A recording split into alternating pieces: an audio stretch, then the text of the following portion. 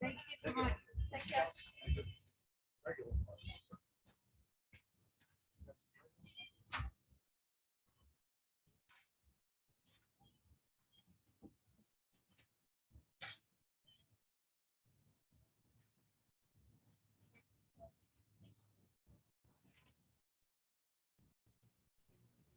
Good afternoon. Good afternoon. All right.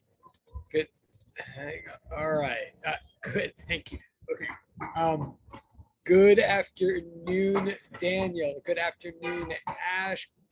I am very good. Thank you. And thank you for asking. And I know from your homework that you mean it sincerely. Good afternoon, Darina. Good afternoon, Jenna. Good afternoon, Jerry. Good afternoon, Yorgelis. Good afternoon, Miriam. And I know from your homework that I'm getting closer to pronouncing that correctly. Oh, wait. Oh, and also, Yorgelis, you got to tell me privately if I'm doing it right. I'm sorry. I mean, I don't want to call you out, but I feel like I'm doing it wrong every time. Wait, sorry, but I'm going to change the subject because more people are here. Wait, sorry. Or I think. Wait, yes. Yes.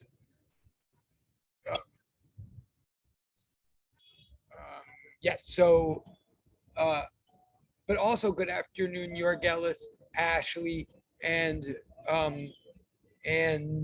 Stephanie for having not black boxes, and Sam. Good afternoon. Good afternoon, Yoon. Good afternoon. I think I'm saying it right. Mariam. And good afternoon. And hey, Stephanie. And hey, good afternoon, Yoon. I think I said that. But please, privately, Yorgelis, tell me. I mean, okay, I'll drop it after this, but I just feel like those of us whose names begin with Y have to stick together on these kind of things. Okay. Good afternoon, everybody. Who else today? Oh, Amarani, good afternoon. See, I'm finally getting that right, I think. It's only like 3 semesters. Okay, good afternoon. Did I say Darina? Good afternoon, Darina. You guys can hear me, right? Wait, actually, do we know this for a fact? Can you hear me? Yeah, we can hear you. Okay. Oh, thank you, Ashley. Okay, awesome. And that was points and da. Okay, we're going to, oh, thank you, Amarani. Awesome. Okay.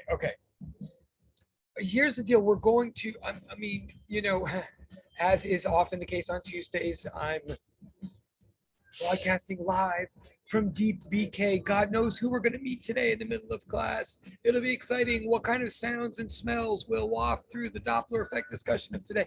But here's the deal. There already is a technical failure of rather large magnitude. It happened right before I started class.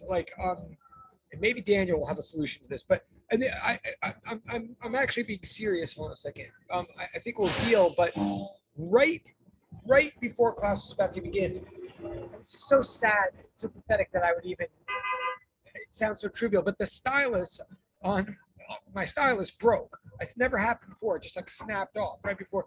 And for those of you, it's not an iPad. It's like a Samsung device that I love, but only works with this stylus. Like even my finger will not work apparently, or there's something wrong with my finger, or maybe some of you know if you've ever used a Samsung Galaxy, or I feel like I'm doing this is like a ad placement. I don't mean it that way, but maybe if you ever use a Galaxy Tab, maybe you have an insight for me in the private chat. But as far as I know, the stylus just, and in fact, I feel like there's something I could do with the stylus, but I can't figure out what to do with it right now, and my finger won't work. So I think I have so it's going to be a little bit tricky today. It just happened. I think I have a solution or a partial solution, but you're going to have to bear with me. We're going to have to actually kind of focus in an unusual way, because it is what we're doing today is the Doppler effect problem that we set up 2 days ago, and it is fairly quantitative. I want to dive right into it and just solve it with you. It's conceptual, but it is quantitative as well. So we'll have to do the best we can. I think I have a way to. I think I'll annotate a PDF and switch screens in a second to do this. But one quick question before we begin. In lab, did you have yet the board meeting discussion? Did you begin discussing Doppler effect yet in lab, or did you finish or any insights in the chat or anything about where you are in lab? Oh, not yet. Okay, good. All right. Then the worst thing that's going to happen then today, in a way, is that I'm going to jump the gun and make your lab easier for you than Professor Wu would want. I mean, and I feel bad about that. I mean, usually you have to sort of struggle through this with lab first, and then we get to lecture. For some strange reason, I'm ahead this time. So, okay, so that's good to know. So, all right, so you at least there won't be I think this will be fresh material then to you guys. All right, so again, I have to ask you to bear. Well, here's what we're talking about. Well, first of all, here's the screen.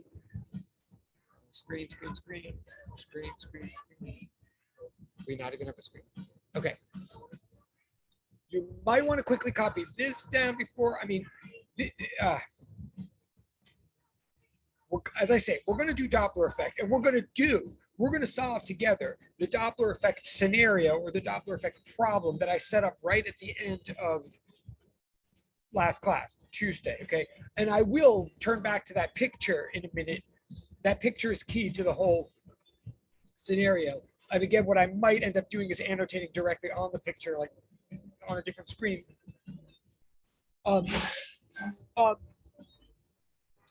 These equations on the board right now will sort of feel familiar from last time and sort of not, maybe.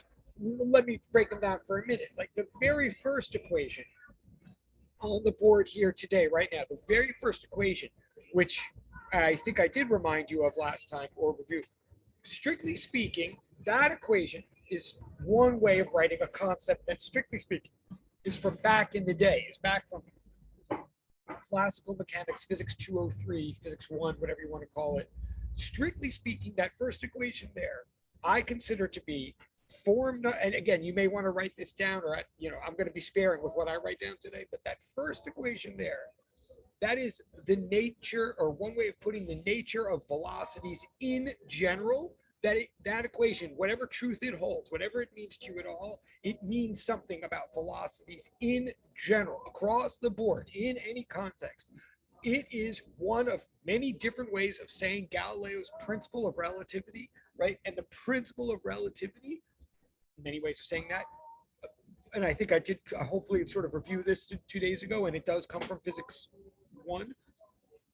Galileo's principle of relativity in its first form is that the laws of physics are the same at all constant velocities, right? The laws of physics aren't any different at 100 miles an hour going east than they are in an airplane going 500 miles an hour to the west, right?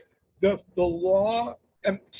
principle says that the laws of physics, whatever they're going to be, whatever they are, whatever they were in Galileo's time, whatever they are now, whatever the laws are, they don't change from one velocity to another. They don't change from one speed to another. They don't change from one direction to another, as long as we're assuming a constant speed or constant direction, right? That's what the principle says. Again, in effect, we get that principle from the whole struggle of whether the Earth is moving or not, right? So the principle says, at whatever speed you might be moving, in whatever direction, the laws are the same no matter what. That's what I consider form number 1 of the principle. Form number 2, again, I'm just quickly reviewing just so you see what's going on here. And everything I'm saying right now is about the very first equation on the board right here. Everything I'm saying right now is not yet about any of the other equations. And the other equations are expanded forms of something I said last time, and I want to discuss that expansion in a minute. But I'm talking about the very first equation here, the one that says VAC equals VAB plus VBC. I'm saying it's form number 4 of the principle that I just uttered. Form number 1 is the laws are the same at all constant velocities. Form number 2 then says, well, given that, and each form is like an inference or a different way of putting the form before. Each form, in my judgment, is a logical consequence of the form before it. So form number 1 is that the laws are the same no matter what. Form number 2 is, well, then there's no experiment you could ever design or perform to measure the absolute velocity of a solitary object through space. There's no experiment you could ever design or perform, ever, to measure the absolute velocity of a single solitary object through space. What do I mean by that? Again, and now to some of you, you may have heard me say this a million times, you may be bored with this already, but others of you might be still catching on to it. I mean, to me, it's an infinitely deep principle. I mean, I never get sick of talking about it, as you can imagine, or as you can see. But what we're saying there is we're not saying you can't measure velocity. I mean, physics is all about velocity and physics is all about measurements. What we're saying is in no experiment could you ever measure the velocity of a object. We're saying you could always measure the velocity of a object compared to another, but you could never measure the velocity of a object in and of itself by itself. Whoa. Oh, sure. Yes. Hold on a minute. Whoa. I'm sorry. I'm pausing because someone, I wonder if that was Daniel. Okay. So oh my God. I didn't even know that was like a thing. Sorry. So someone just asked, oh, now I'm like seeing that. Okay. This is bizarro. So one of you just asked for permission to enable live closed captioning transcription of this. Oh my God. I didn't even know that was a thing. And I totally just said yes, because yeah, that makes sense since we don't have a stylist today. Oh my, but this is so bizarre because I'm seeing it happen. No, it's great. No, thank you. I'm so glad you, okay. And the person just did background. Oh, and it's that the background is loud. Okay. Okay, sorry. Yeah, the background is loud. Is there something I can do about that? No, there's nothing I can do about that, even if I put on earphones. Okay, no, it's a great idea. I did not even know that was possible. Sorry, I'll recollect. There's always something to get me distracted. I'm so ADHD. Oh my God. And I say that with due respect. Some of my best friends are me. So, right. Okay. So now transcript is going. So hopefully that's helpful. Thank you for asking. Great. Okay, I'm gonna keep going though. And yes, and I am sorry about the background. Yeah. Okay. It's life in the fast lane. I think when it gets really cold, I'll have to figure out a better plan. Okay. Okay. Form number 2 of the principle says you can't do an experiment to measure the velocity of a thing by itself. And I know I've said this a million times, but it just like never gets old to me, and it never ceases to be important in physics, and it's going to underlie everything we're about to say today about the Doppler effect. So just as quickly as I can, again, the idea is if you're in the airplane, in an airplane, right? And the cab, and you're cruising, you're going at a constant speed, constant direction, and the captain has said it's like safe to move freely about the cabin, right? I.e., and you feel all normal, and you're like just having your drink, and you're watching, you're moving, you're sitting there, and it just like feels like a hotel room, right? You can look out the window and you can tell that things are moving past you, and you can say to yourself, oh, it looks like things are moving past me, but I suppose I'm actually moving past them, right? You can say that if you want, but you don't feel that, number one. And then if you try, say, and I know I've said this a million times, but say clouds are moving past you, right? And you're like, oh, I see clouds are moving to the west. But is it that clouds are moving to the west, or is it that I'm moving to the east? Or is it some combination of both? Like, what is this thing that's actually happening with this airplane? What speed is it actually going? Like in the universe, like in space, to space itself, not compared to the clouds, but just in and of itself. If you think about it, any experiment you would possibly try to do in order to ascertain the speed of the airplane, or even if it has speed at all, right? Any experiment you could try to do, simple or complex, to try to ascertain what the absolute state of motion of that airplane is. If you think about it, given principle form number 1, any experiment you do is doomed to give you no information at all, right? And in fact, that's just a fancy way of saying you feel normal and all your actions are as they always would be in a hotel room. Why? Because the laws are the same, whether you're moving or not, right? Again, at the risk of boring anybody, but this is Einstein. This is everything. This is the fundamental cornerstone of physics, is that any law of physics that you vaguely even know, even qualitatively, like things fall down in a straight line, right? If you were to say to yourself, oh, I know that when I'm just standing around in a parking lot, if I drop something, it falls in a vertical line and lands at my feet. Therefore, on this airplane, to figure out what the airplane's doing, if I were to drop something and it were to land at my feet, I guess that would mean I was parked, I was sitting still, because that's what things do when I'm sitting still. You would be wrong to say that, right? Because the fact is, even when you're moving at 500 miles an hour, the law of gravity is still the law of gravity, whether you know the math of it or not. So even if you're moving at 500 miles an hour, something would still fall in a vertical line and land at your feet. And again, that's why you're safe to move out the cabin. That's why you can space out, pretend you're not an airplane, because the laws are the same. Therefore, all experimental results are the same. Therefore, no experiment will reveal anything about the airplane's actual or absolute solitary speed in and of itself. All any experiment could ever reveal is what the airplane's speed and direction is compared to some other object, such as clouds, such as Earth's surface, such as buildings, whatever, right? So that's form number 2. Again, then form number 3 is, well, if that's the case, well, form number 3 is velocity is meaningful only as a relation of one object to another. There is no meaning to the velocity of a single object in and of itself. Or put a more simple way, velocity is a relation of between pairs of objects. Velocity is not a property of any one single object. That is form number 3. All velocities are relative in and of themselves, because we are science. We are not philosophy or even math. We are science. So if there is no data collection procedure that can reveal a certain kind of truth or a certain kind of information or a certain kind of meaning, then that meaning or information or truth is incoherent to us. It is not accessible. It is not part of our domain of discourse. If you could never measure a single object velocity in an experiment ever, if you know for a fact going in that no matter what your technology is, you would never be able to design an experiment that would ever give you oh, I just saw something very interesting in the chat. I'll respond to that in 1 second. Good point. But if there's no experiment you could ever design or perform to measure velocity as a property of a single object, then form number 3, physics cornerstone, then velocity is not a property of a single object. Like you could discuss it in at a party or in a philosophy class if you want, but it's not any part of science. Velocity is a relation necessarily between two objects. I'm going to respond to the chat in 1 second, but then I want to say, then form number 4. Form number 4 is what's written at the top of this page. Key point, first of all, there's 2 aspects to form number 4 that you need to understand. And then I'm going to respond to the chat and go on. But the first key point to form number 4 is just notice it's making some kind of claim about velocities, any claim at all.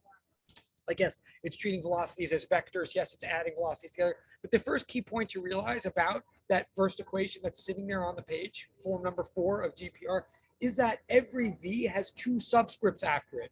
Again, I'm going to respond to the chat in 1 moment, but just please notice that the way velocities are written in that first equation on the sheet right now, on the board right now, every velocity has 2 subscripts after it. That's just a cute way of signifying or like reminding us that from here on in physics, really, if we're ever talking about velocity, we really need to always put 2 subscripts after any velocity that we are dealing with, because if we have no subscripts, or if we assume there's only 1 subscript, we don't have a meaningful idea.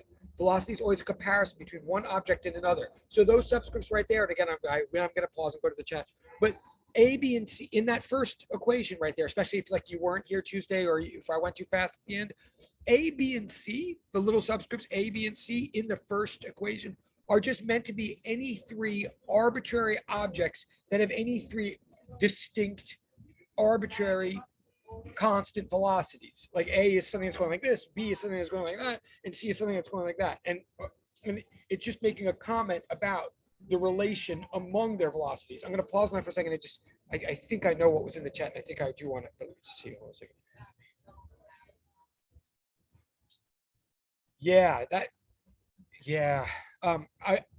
I got to be careful. I don't want to go like too deep on this. Sam is saying in the chat, well, is acceleration a property though, right? I was shaky on that in physics 203.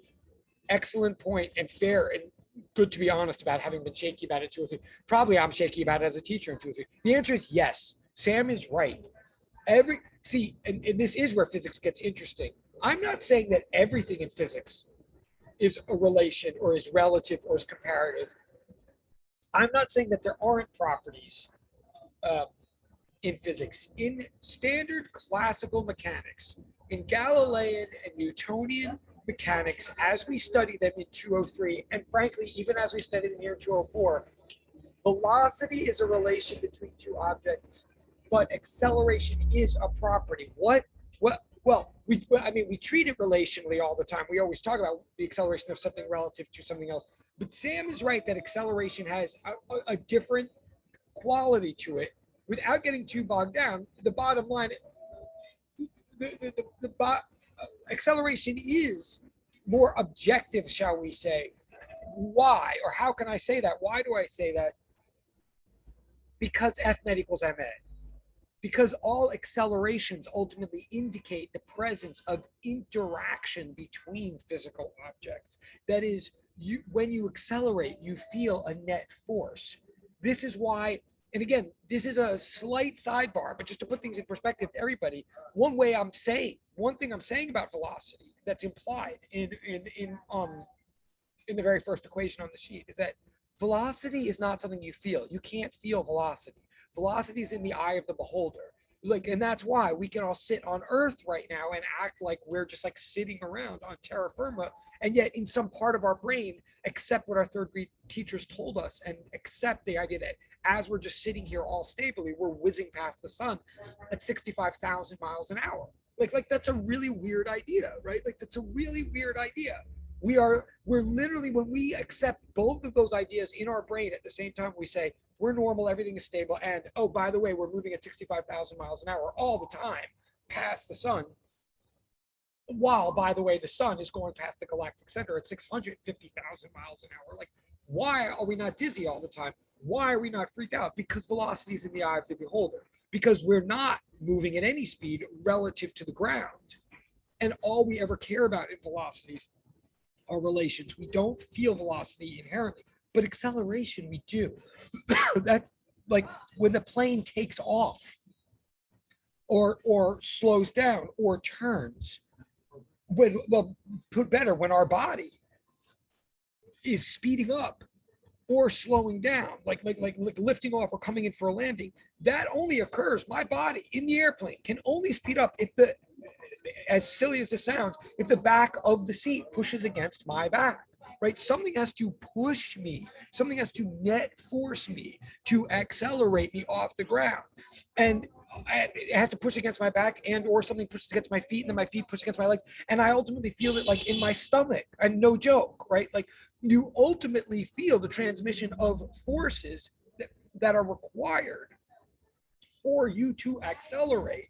Or you're in the elevator and the elevator takes off, you feel that, right? And any experiment you would do there in the elevator, let's get this straight too, or in the airplane, like when the airplane's taking off or encountering turbulence or whatever, then it is not safe to unfasten your seatbelt and move freely about the cabin. Like no one can kid themselves into thinking it's a hotel room then, because we're accelerated, and acceleration indicates the presence of interaction. One object in the universe is pressing against another object in the universe, and we are one of those objects.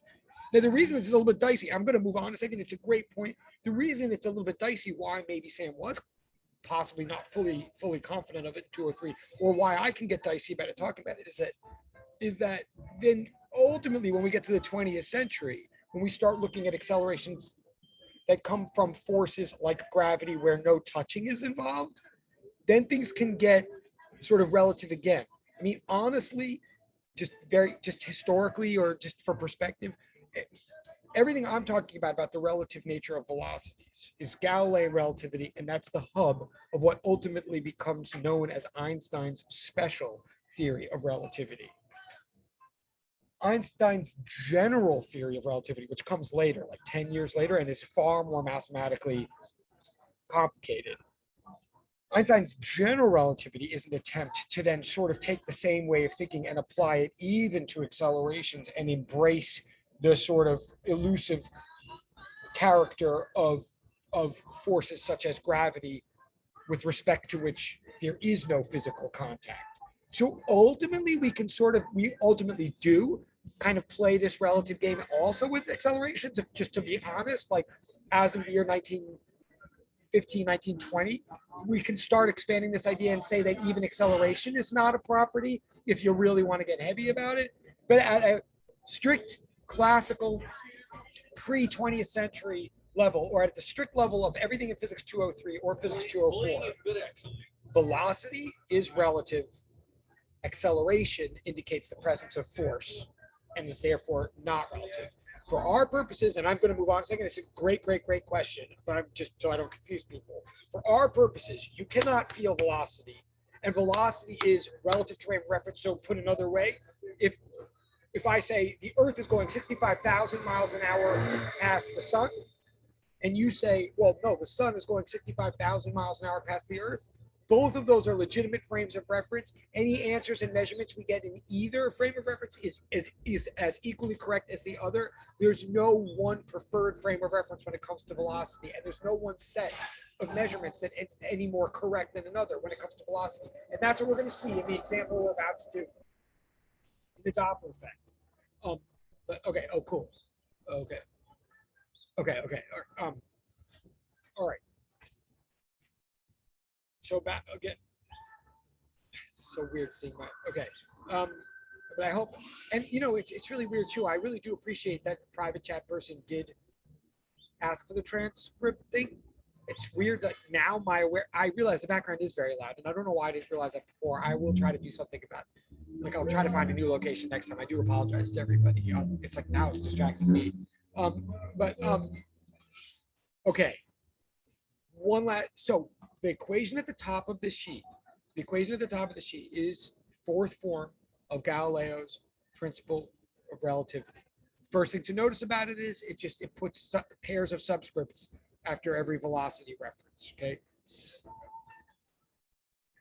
So notice now, then, before I say anything more about it, notice that the equations that follow, they might at first blush look unfamiliar. Like, strictly speaking, the equations that I wrote right after that first one might look like overly complicated or new or something. But if you actually turn your notes back to last class, you'll see that actually all I've done there in the next two equations is I've just written down v equals lambda f. Okay, v equals lambda f, which is another way of saying v equals omega over k, right? Which is another way of, in a way, basically just saying average speed equals distance per time. Okay, I mean, in this case, I'm saying speed equals wavelength times frequency. Okay, I'm just writing that equation down that you have from last time, but I'm adding subscripts to it. And I'm just adding subscripts because what I'm trying to do is honor the model that's being set by Galileo's principle, by the very first equation. I'm acknowledging now, like from here on in, if we're going to talk about speeds at all, we always have to talk about them in a relative way. Speed is always going to be a comparison of one thing to another. Now, in the context that we've now entered, the object which has speed, the object of our concern is now, from here on in, a wave pulse. Okay, so in a way, in my mind, I'm sort of letting object A equal wave. I'm using the letter W to stand for wave. Okay, and I'm saying that for any wave at all, the speed of a wave equals its wavelength times its frequency. Like that's what we wrote last time. For any wave at all, the speed of the wave equals its wavelength times its frequency. But now I'm acknowledging, well, wait a second, a wave is it's a thing. It's not a material thing.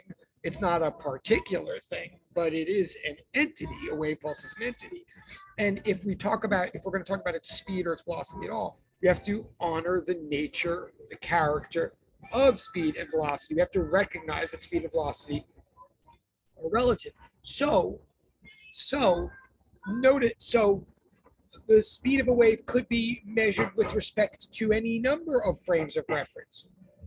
The most obvious frame of reference with respect to which to measure, that was not English.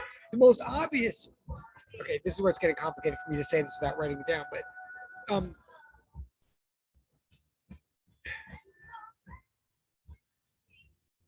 okay, I think I'm going to ask everybody, because I don't have a stylus anymore, I'm going to ask you all to turn a page in your notes and write something down. I will try to write it in a different way in a moment, but I'm going to say this: let W equal wave. Okay, let the subscript W stand for wave.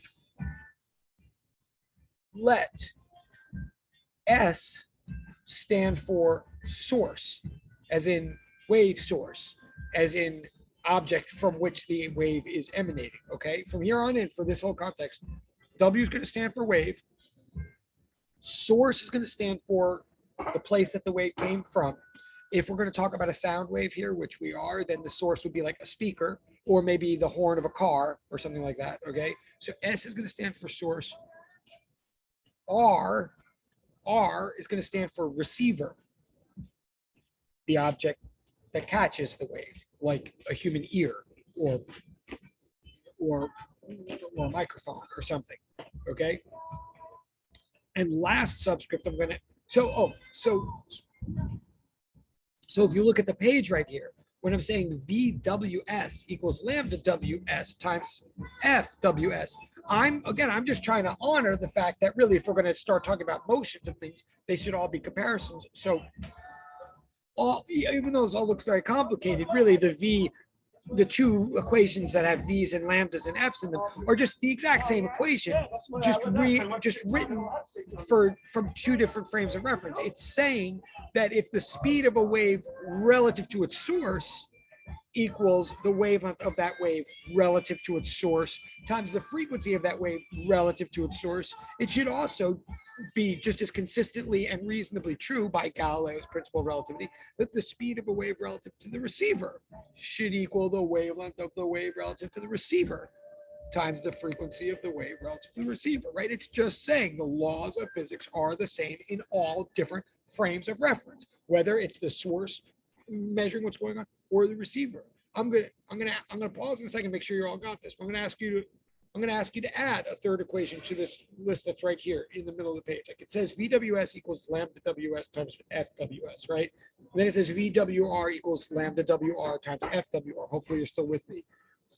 Now I'm going to say what you could add right underneath that in your own handwriting or on your own sheet, what's just as consistently true and maybe even more universally important is VWM equals lambda WM times FWM.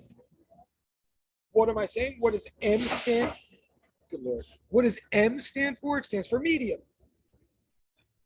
And the truth of the matter is, if none of these subscripts were being specified, if I weren't making this whole big deal about Galileo and all that, the default assumption, if we were ever talking about a wave and we were talking about its speed or we were talking about its wavelength or frequency, what people would, yes, I can repeat that. Sorry, yeah. So the thing you want me to repeat, so the equation I want to repeat, right under where you have VWR equals lambda WR times FWR, add the equation, add the same version of that, but with M's instead of R's or S's, right? VWM equals lambda WM times FWM. Oh, okay, cool.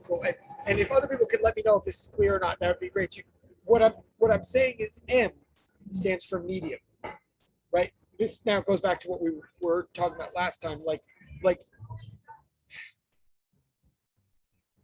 remember, one of the huge sort of advantages of dealing with waves, or one of the really interesting properties of waves that we established last time, I think, is that once you specify the physical properties of the medium through which the wave pulse propagates, once you specify the physical properties of the vast collection of material particles that are all oscillating in this pattern of patterns to make the wave pulse go through, once you specify the physical property of all these oscillators, then you've automatically specified their angular frequencies, the rate at which they all oscillate.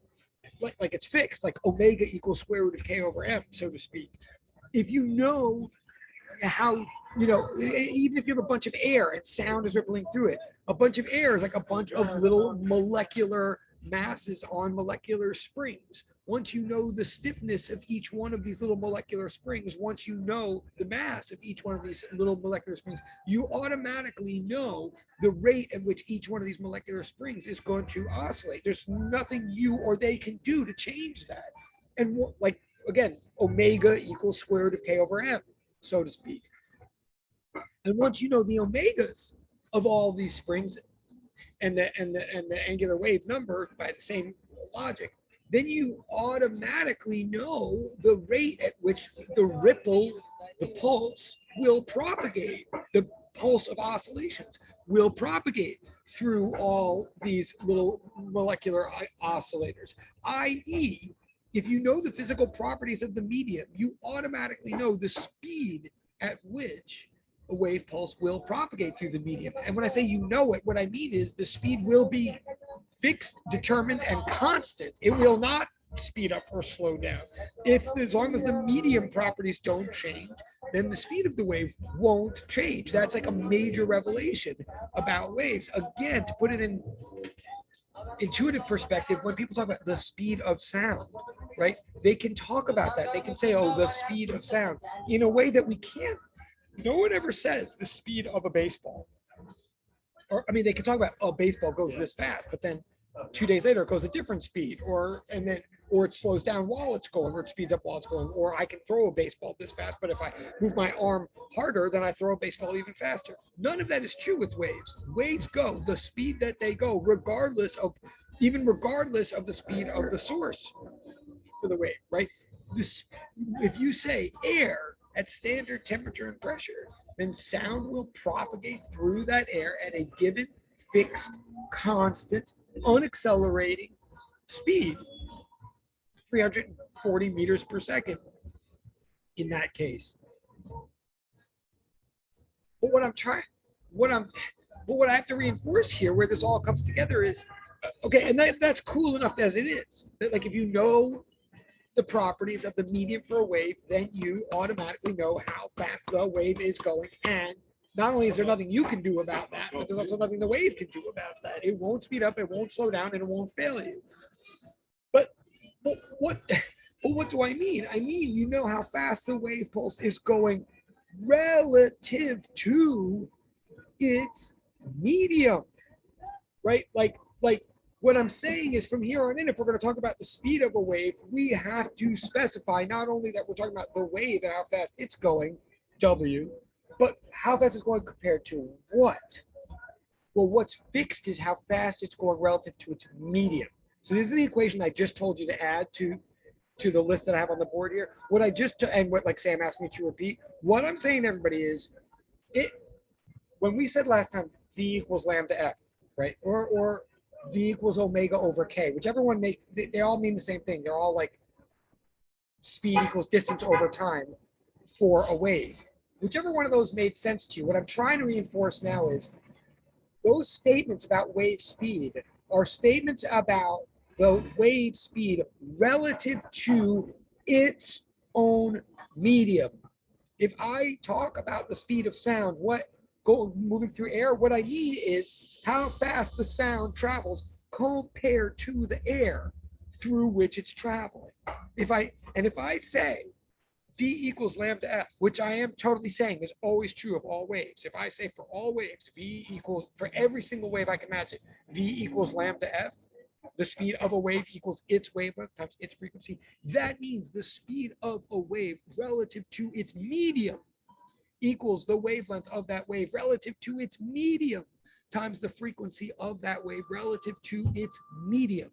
That's what I mean when I say add to your sheet of paper VWM equals lambda WM times FWM. The first statement that we know anything about the relationship between wavelength and frequency for the speed of wave, we know it relative to its medium. Then I'm now saying, and I will pause for a second to see if this is clear or not, because I know this is all checked. But then I'm saying, but you know, the laws of physics are the same in all frames of reference. The laws of physics are the same at all constant velocities. So if the speed of a wave relative to its medium is its wavelength relative to its medium times its frequency relative to its medium, well, even if you shift perspective, even if you look at a wave from some other perspective, what do I mean by that? Well, I mean, like say you're moving past the air that the wave is traveling through. Say like a car is driving down the street while someone's hitting the horn of the car. So the horn is making a sound. The sound is coming out of the car. The sound is traveling through air, but so is the car, right? So now we actually right? Or say the car is sitting parked while someone's blaring the horn, but say you're running to the car or running away from the car. Then someone there, whether it's the source of the wave or the receiver of the wave, someone there is not in the same frame of reference as the medium. Someone in that scenario has velocity relative to the medium. The laws of physics should still work for them. It doesn't mean they should get all the same numbers as everybody else, but they should get all consistent results as anybody else.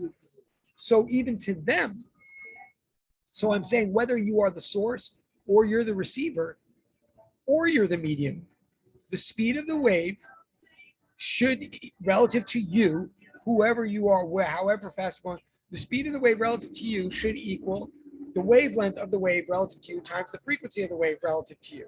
So I'm basically saying we really have two equations going on here that we're going to put together to make the Doppler effect. We've got the basic nature of velocities. That's the first equation up there, the V's with the arrows going up. Over the V's. We've got the basic nature of velocity, true statement, always a true statement, and in short, it's saying velocities add like vectors. But then we've got the nature of velocity specific to a wave. And I'm saying that second equation, V equals lambda F, if you accept the first equation, then you have to actually accept that the second equation could be written three different ways with three different subscripts pairs from three different perspectives. It's one equation. It's just saying it's true from any perspective if that top equation is true. So, I mean, I'm overly babbling this. We're basically saying we got two concepts we're going to now apply. We've got the nature of velocity in general, and then specifically the nature of wave velocity. We're going to put them together like now to see what happens, when a wave is sent from a source to a receiver. When a wave is sent from a source to a receiver and either or the source or the receiver has any motion at all relative to the medium. That scenario produces what is called a Doppler effect. Let me say that again, and I'm going to switch screens in a second, hopefully make this easier on everybody, hopefully. But let me just say that again. We're about to look at the Doppler effect. The conditions for the Doppler effect, the conditions, and you may want to please write this down, obviously. The conditions that define the Doppler effect are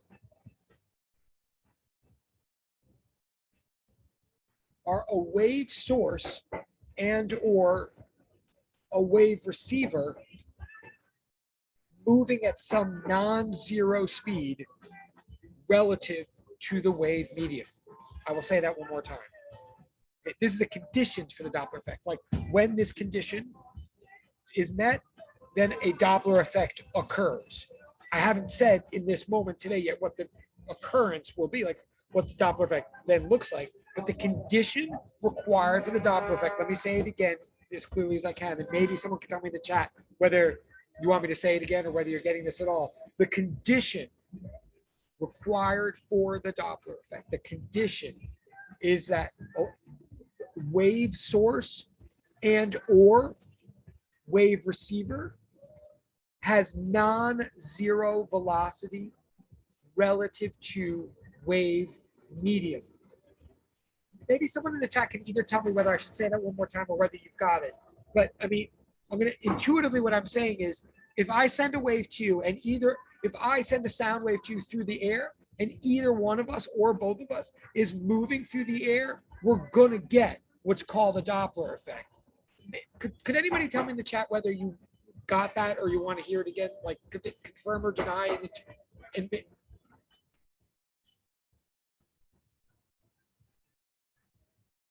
Like I'm losing everybody. Is it really? This is the combination of the volume and the lack of. Could anybody confirm or deny in the chat whether you heard me say the condition for a Doppler effect?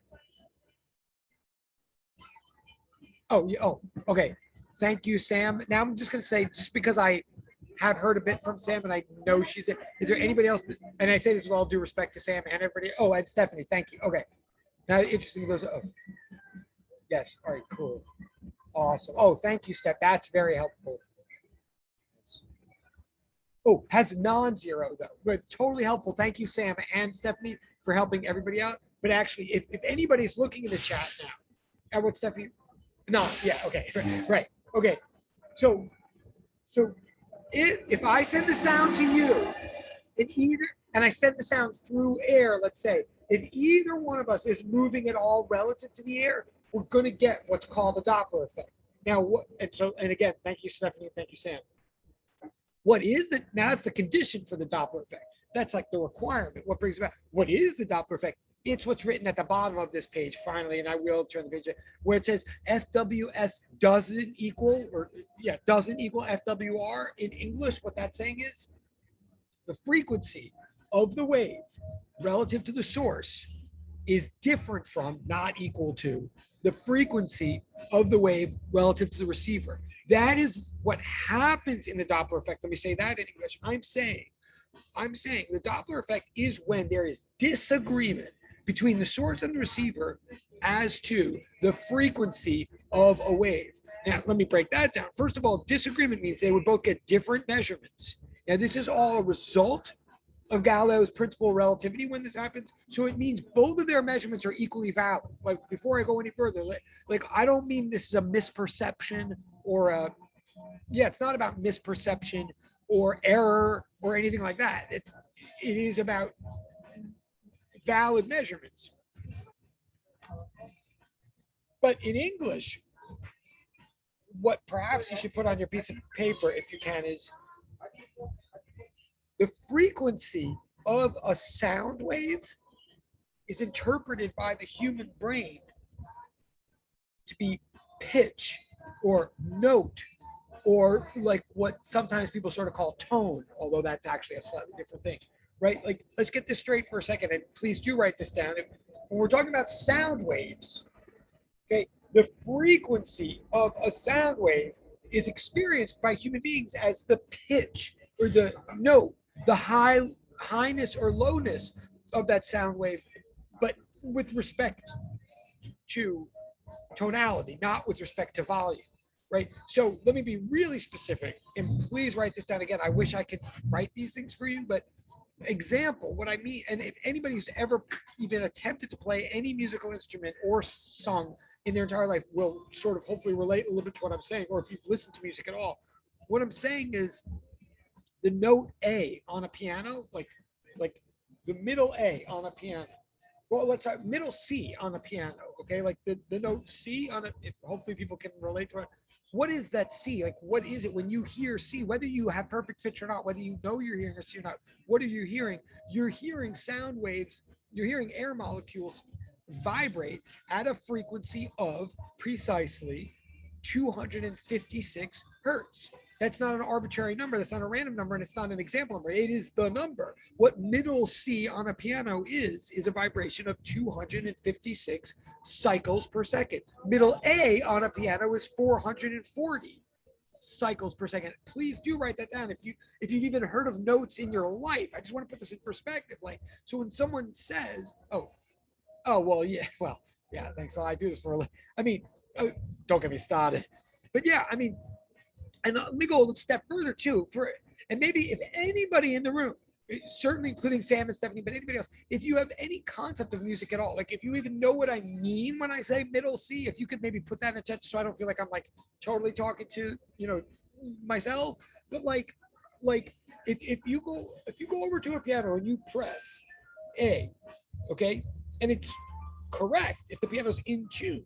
Well, let me put it a different way. Let's even say that you don't have great pitch, like you don't know these numbers and stuff like that, but say you listen to music at all, any of you listen to music at all, and you hear someone playing your favorite song, right? Like you go see like a band, like a cover band, try to play like your favorite song, right? And then you get to this moment in the middle, and all of a sudden like, oh, they messed that up. Oh, that's the wrong note, right? Like, again, even if you're not a perfect musician or you don't have perfect, but you know the music you like, right? And the musician gets to a point where, and they're supposed to sing like the part that you like, and then they do it wrong, and you're like, ooh, you know it's wrong, even if you can't put numbers to it. What does it mean that it's wrong? It means that they sent out vibrations that were at the wrong number. Like if they were supposed to hit a C at that point, and you're like, oh, that's flat. Like you don't know the numbers, you don't care about the physics, but you just know they were supposed to sing a little higher in pitch. They were flat. That means that if they were supposed to hit like 256 frequency, they accidentally only hit like 246 or 250. Again, I'm not saying they're doing the math, and I'm not saying you're doing the math, but I'm saying that what a note is a number. And literally, if you do sing at all or you do music at all, and again, people know right and wrong, whether they know the numbers or not. And some people have really good sense of pitch and some people have worse. But you, at a certain point, everybody knows when something is the wrong pitch, right? What they're responding to, what you're responding to are frequencies, like literal frequencies. And if you have ever played an instrument at all in your life, if you know what an octave is, if you know, like, if you press a C in the middle of the piano, and then you go all the way up and you press the next C, the next C one octave up, right? What is that? Well, that's a frequency of 512. Like literally, it's 256 plus 256. Or if you're hitting an A, which is a 440, and then you go to the next A and octave up, what is that? That's an 880. Like, and I'm saying on any piano that's properly tuned anywhere in the Western world, these letters match these numbers. And when we say, oh, those two notes are the same thing, like, oh, those are both A's, they're just like separated by an octave. We're saying they're both integer multiples of the same number, which happens to be 440 in their case. Like literally. I mean, we could go on this forever. And it's all very, very mathematical. But what's the key point for now is that when you hear note or pitch, when you respond to it at all, or just if you're like Yavermaum's voice is higher than Joe Walters' voice, or Professor Wu's voice is lower than mine, not in volume, right? But in like, he's like, talks like this, and I talk like that. That's frequency. And please do make a note of that in your notes. Like, so from here on in, if I talk about the frequency of a sound wave, that's not an abstract thing. That's totally what your ear and your brain respond to as pitch, okay? So can I just just because I know this is all very, just anybody, and again, this is with all due respect to Sam and Stephanie, who clearly are in the class, but yes. Thank you, direct chat person. Yes, absolutely. Thank you. No problem. Now, can I get, like, all good? Can I get anybody else? I know Sam's here. I know Stephanie's here. I know direct chat person who just told me something is here, but has to leave. Could anybody else just tell me at all if you're getting, like, if you get just this much, do you get that frequency equals pitch? Like, can you just tell me yes or no if that makes sense? Or if I should back up on it? Like, all right, thank you, Amarani. I appreciate that. Is good enough for me. I totally appreciate it. All right, and that's points too, just because I'm in my head here. Okay.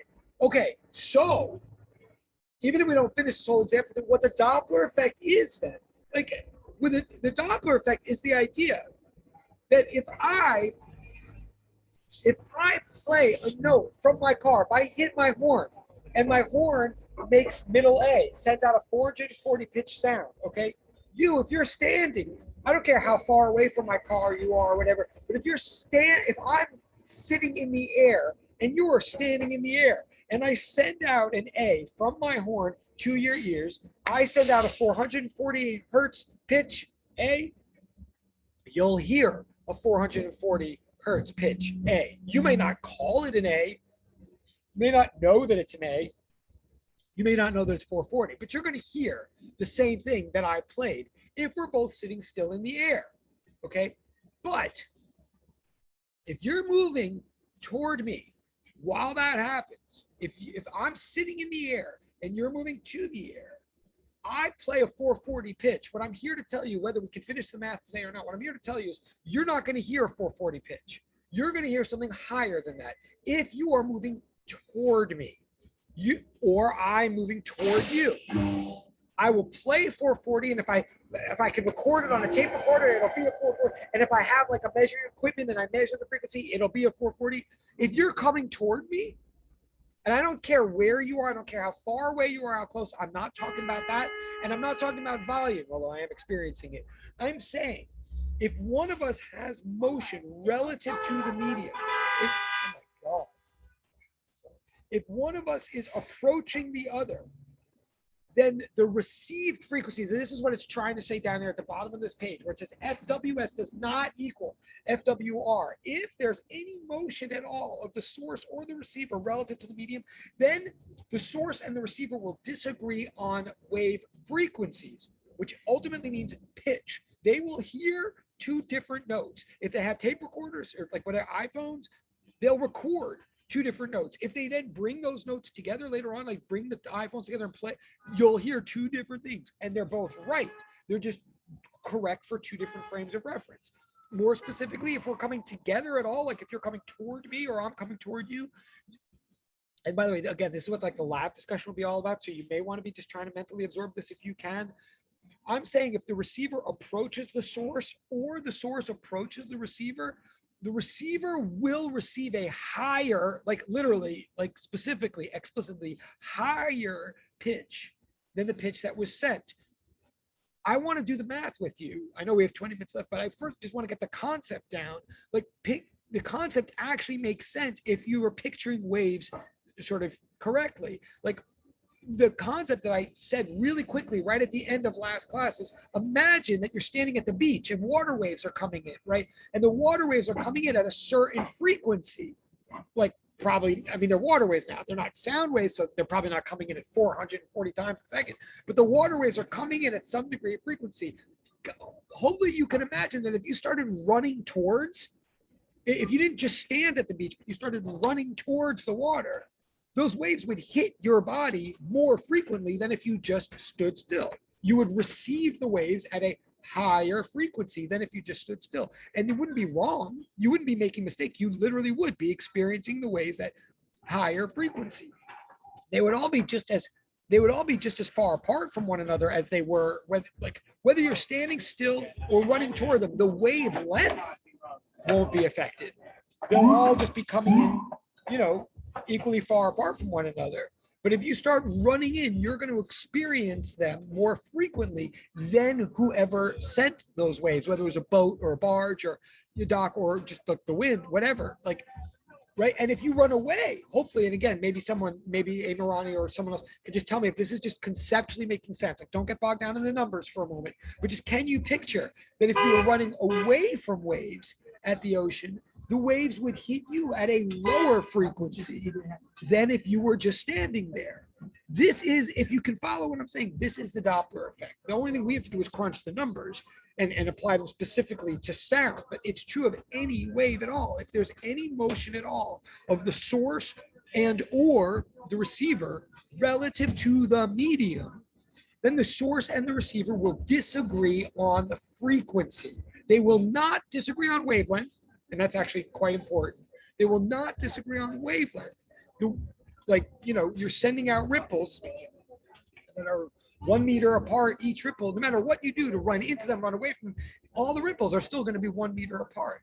But they're going to hit you more or less frequently if there's any motion at all of the source or the receiver, because velocity is relative. All these speeds have a fixed velocity relative to their medium. But if the source or the receiver is not standing still relative to the medium, then the source or the receiver will experience a velocity of the wave that's different from its medium velocity. And since it can't experience a different wavelength, it will experience a different frequency. That's like the conceptual overview of the whole thing. Now, I want to crunch the numbers with you. I know we have 15 minutes, and I also know that the pad is broken. Let me see if I can switch. I'm going to switch screens to the example problem that we set up last time. But again, please, if anybody wants to in the chat, just tell me if this is making any sense at all or not. But hang on, I'm going to switch screens.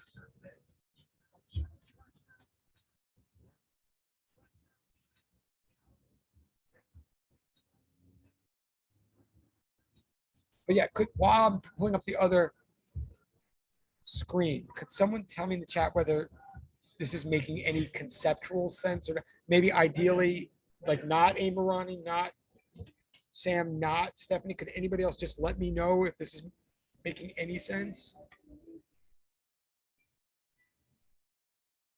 I'm a little concerned. not anybody's fault. I know conditions are tough today, but it's okay. Here, I'm going to. Okay, could I just get anybody say anything besides Amarani, Sam, or Stephanie? Is anybody there? Oh, this is concerning. Hold on. Do I have is anybody with me?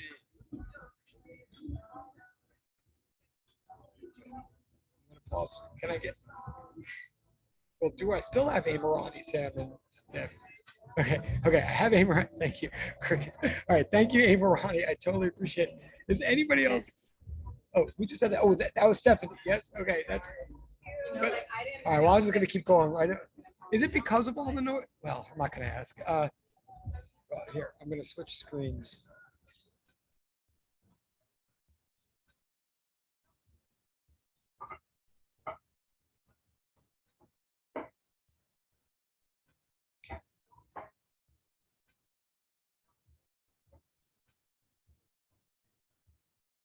Okay. I don't know how to make this smaller. This okay. So this is from last time. What I'm showing right now is a situation. It is a example of the Doppler effect. It's exactly what I'm trying to say here conceptually, but now it has some numbers put in. Okay, I don't know. It's small and so too. Let me see if I can make it smaller. Can it?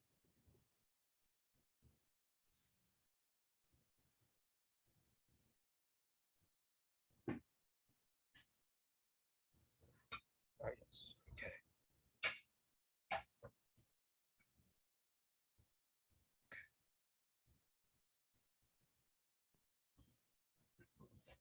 Huh. Can you? Okay. The example on the screen. I don't know if it's cut off at the bottom, but the example on the screen is the example.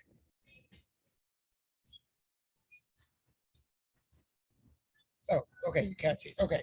Um, this is the example I set up last time.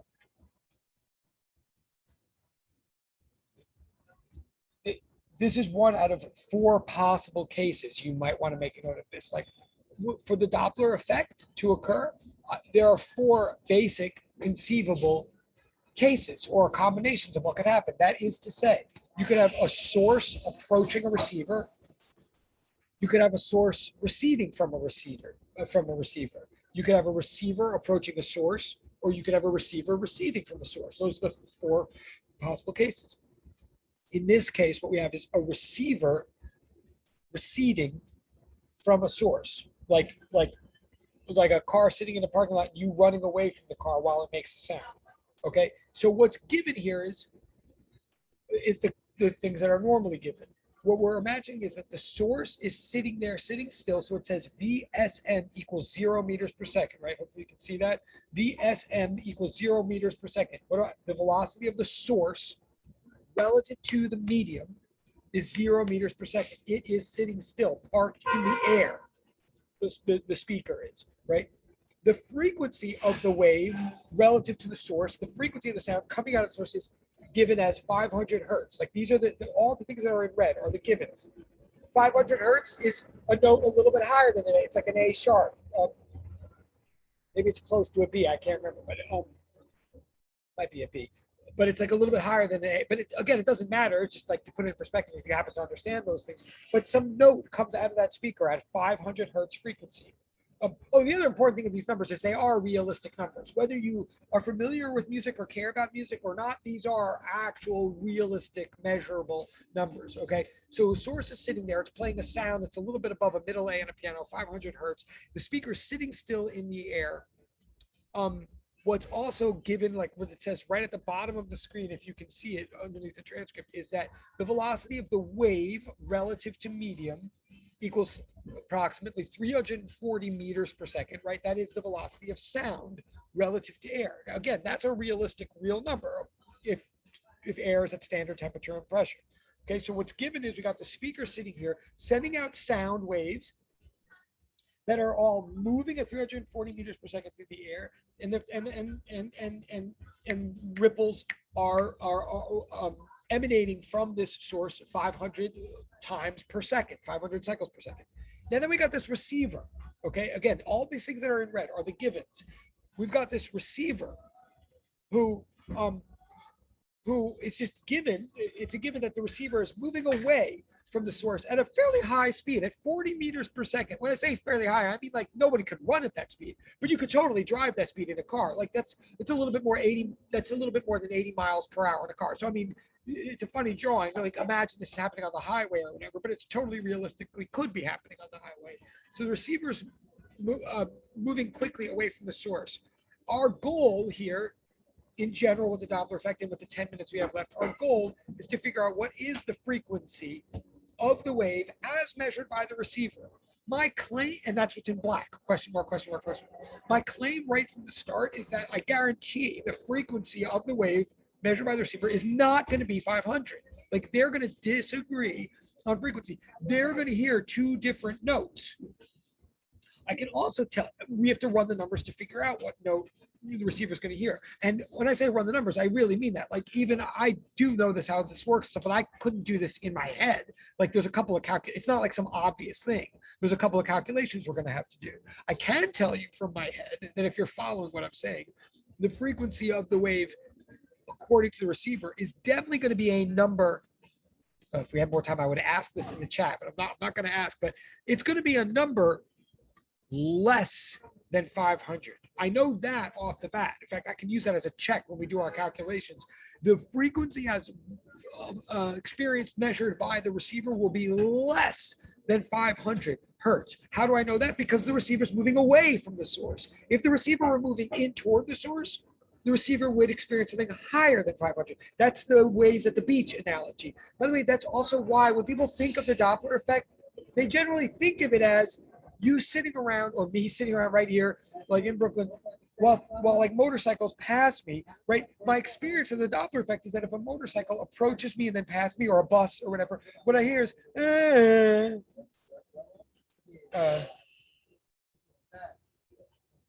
no, sorry, what I hear is, sorry,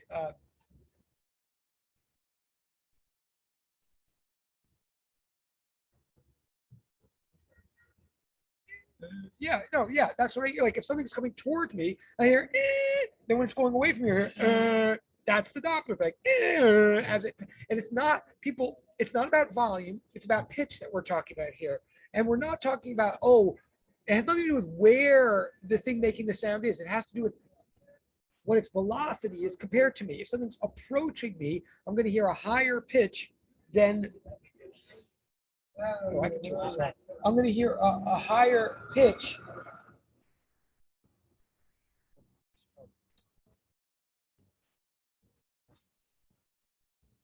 Just try to turn this.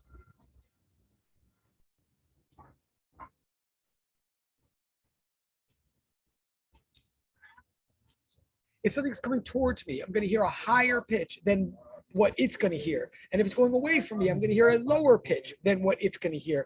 It's going to hear the same pitch the entire time, but I'm going to hear, that's the Doppler effect. Okay. And that's what we're going to figure out right here. So we're going to attempt in 7 minutes to figure out the numbers right here. How do we do it? Well, again, this is a little bit tricky without me being able to write down. But let me tell you, there's a step-by-step procedure to figure out the Doppler effect. In the 6 minutes, I'm going to please write this down, or please confirm me in the chat if you can. It's 3 steps. They're very straightforward once you write them down. And there's 3 steps that apply in all the 4 cases. Okay? So please bear with, and again, we've got 6 minutes. Step 1, calculate the wavelength according to the source. That is, calculate lambda WS. I'm going to say that one more time. This is step 1, always, for any Doppler effect. We're going to calculate the wavelength according to the source. And I'll show you how to do that in a minute, but that's step 1. Calculate the wavelength according to the source. Well, and sneak peek, how do you do that? You recognize that for all waves, for every single wave, the speed of the wave equals the wavelength times the frequency. So what we're going to do to get the wavelength is we're going to do speed divided by frequency. But I'll get to that in a second. So step 1 is calculate the wavelength according to the source. always. Step 2 is, so in other words, step 1 is calculate lambda sub WS. Step 2, no matter what, is just write down lambda WS equals lambda WR.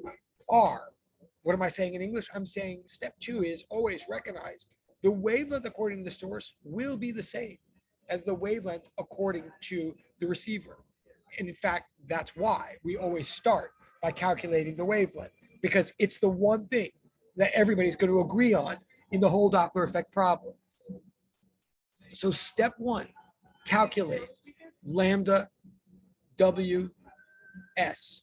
Step 2, say lambda WS equals lambda WR. There's nothing to do there. You're just saying it to yourself, just to make to guide you to the very next step. And the next step, the final step, is using lambda WR, calculate FWR. I'm going to fill in the details in a minute, but basically I'm saying first you calculate the wavelength according to the source. Then you and you do that by using the frequency at the source, which is given. So let me back. God, I'm sorry, since I'm not writing this down. So what I'm saying is step 1 is use FWS to compute lambda WS. Maybe that's the most direct way to say it. You're going to use the frequency according to the source, which is always given, to compute the wavelength according to the source. Step 2, you're going to say that the wavelength according to the source must necessarily be the same as the wavelength according to the receiver. Then step 3, you're going to use the wavelength according to the receiver, lambda WR, to compute FWR, which is your goal and which is the punchline, which is the end. Okay, those are the 3 steps. That's what we're going to do every time. And the middle step, there's nothing to do. It's just like a declaration. So the only question is, how do you do the first and third steps? Okay, I have 3 minutes. I'm going to say it one more time, though. I'm going to say it one more time, and please, if anybody could just put in the chat if they're getting this. Again, I mean, and again, it could be Amarani again, it could be Stephanie again, it could be Sam again, but I know this is like pulling teeth in a way today for everybody, but let's just, as long as we're going to be pulling teeth, let's make sure that a tooth falls out or something. So I'm saying step 1 is use FWS to compute lambda WS. Step 2 is declare that lambda WS must equal lambda WR. Step 3 is use lambda WR to compute FWR. Okay, without even stopping, actually, I'm not even going to wait for the chat because there's 2 minutes left. And you're going to use all this in lab in like a day. The only thing I have to to fill in for you is, well, what is the first and third step? Like, how do you do those things? Here's the deal. Go back to the first step when I say use FWS to compute lambda WS. Write down lambda WS equals VWS over FWS. What am I saying in English? I'm saying the wavelength according to the source is simply the speed of the wave according to the source divided by the frequency, oh my God, of the wave according to the source. It's that straightforward, right? I'm saying wavelength equals speed divided by frequency. So what's the catch? Why is this so hard? Like, what's the complexity? I'm going to say it one more time. I know we have 1 minute left. I know this has been torturous. Oh, there is stuff in the chat. I'm sorry. There is stuff. I can't even. Oh, you are. Thank you. I couldn't even see the chat because it's so, okay. Thank you I totally appreciate Ashley and Sam and the Amarani. Thank you. And yeah, the Doppler effect is totally happening while we're, and there's 1 more minute. So I'm glad you're getting it because we are actually there. If you're getting it at all, we are just about done and you have just got something big and it'll help you a lot in lab. The last step is, if I'm saying, or the last thing to say is, if you do the first step, if you figure out the wavelength by writing, if you write down lambda WS equals VWS over FWS, that seems like really straightforward. It is straightforward, but then just you have to add one step and realize VWS. Here's the catch to the whole thing. VWS in the numerator of that, right? I'm talking first step. Lambda WS, which we're solving for in the first step, equals VWS over FWS, and FWS is given. VWS, here's the catch, and then we're done. VWS, velocity of wave relative to source, is not given. If you look at the numbers that are given in red, what's given is the velocity of the wave relative to the medium. Like what we know is the speed of sound relative to air. We know VWM. What we need here in the first step is VWS. That's not technically given. What is VWS? Well, according to Galileo's principle, form number 4, and this is the last, if you get this, you're good. I mean, just practice it with numbers, but what you would write is V, like the numerator of that fraction, VWS, right? What is it? Well, VWS must equal VWM plus VMS, right? Like look at the top equation on the very first page of the notes today, like that, right? Like whatever A, B, and C are, VAC must equal VAB plus BBC, meaning like velocity of me relative to a subway plus velocity of subway relative to New York City streets equals velocity of me relative to New York City streets. Like velocities add like that, right? So that's what we're saying right here is velocity of the wave relative to the source must equal the velocity of the wave relative to the medium, which we know always given for waves, plus the velocity of the medium relative to the source. And similarly, when you go down to the step 3, and then I'm done because I know it's 131, step 3, when we're looking for velocity of wave relative to the receiver, like what is that? It's not technically given in the problem, but velocity of wave relative to receiver must equal, VWR must equal VWM plus VMR. Like, I know this got very abstract. I didn't put in the numbers, but that's literally how you solve. That's how you get the answer to this question. You might want to practice it for homework or something. Sorry, but we'll pick up on this on Thursday. I'm sorry this has been so like stupid, and it has been, and I recognize that. But hopefully you got something out of it, and we will read. And so thank you very much, and I will see you. Oh, is it also? Good. And yes, VWM is 340. The velocity of the wave relative to the median is 340. In this case, to be quick, and everybody can go. I'm going to answer Sam's question. Like, so the velocity of the wave relative to the source would be 340 plus 0. Yeah, so bye, everybody, but anybody wants to stay for me to answer. Yes, so to Sam's question, VWS, the velocity of the wave relative to the source, would be 340 plus 0. You're absolutely right. Just to say 340, yes, because the source is just sitting there in the air. Absolutely. Whereas to the receiver, the velocity of, and again, goodbye, anybody who's leaving, goodbye, don't need to give you, but anybody who wants to just hear me answer this question, it could be very helpful. So cool. Yeah. But the velocity of the VWR, velocity of the wave relative to the receiver, would be 340 plus 40, right? Because the sorry, hold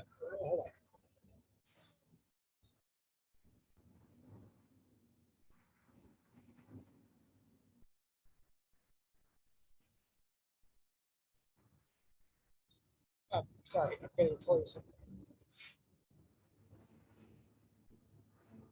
Yeah, the velocity of the receiver, the velocity of the wave relative to the receiver is actually 340 plus 40 because the air, right, exactly, because what Stephanie said in the chat, yes.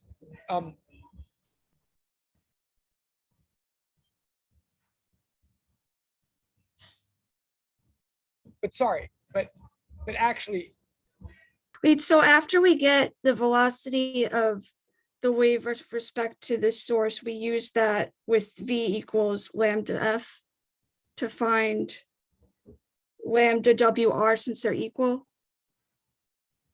Right. Once you get the lambda, once you get the wavelength of the wave relative to the source, then whatever number you get there, you just literally say, okay, this must be the wavelength measured by the receiver as well.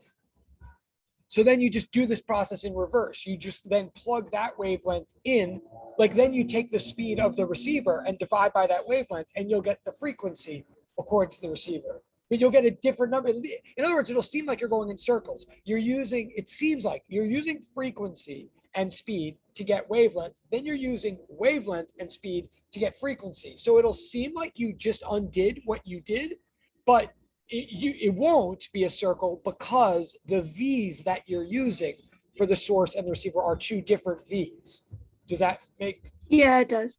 So one correction, though, sorry for you or anybody who's still hanging out. One thing I have to say carefully is when you put in for the speed of the receiver, you're actually going to put in 340 plus negative 40 because the receiver is going. I mean, if you really think it through, it's because you're doing V. Because you're reversing the subscripts. Yes. Yeah. Exactly. Well said. Yes. Exactly. Okay. I think I'll figure this out. Okay. No, you My guys. own time. Oh yeah. And thank you for being so patient and involved in like a ridiculous class. I really appreciate it. Oh, that's okay. Thanks a lot. Thank you guys. Okay. Thank you. Okay, anybody else?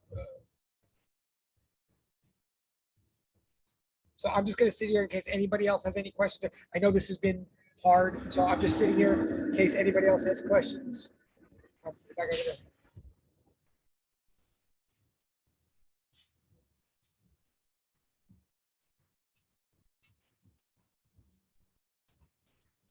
So Yoon or Nikaya, are you guys good, or should I go, or should I hang out for a second? Oh, okay. Nikaya, you're good, or?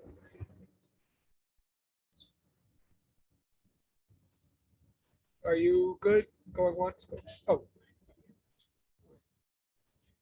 Nikaya going once, going twice. Okay, I think we're going.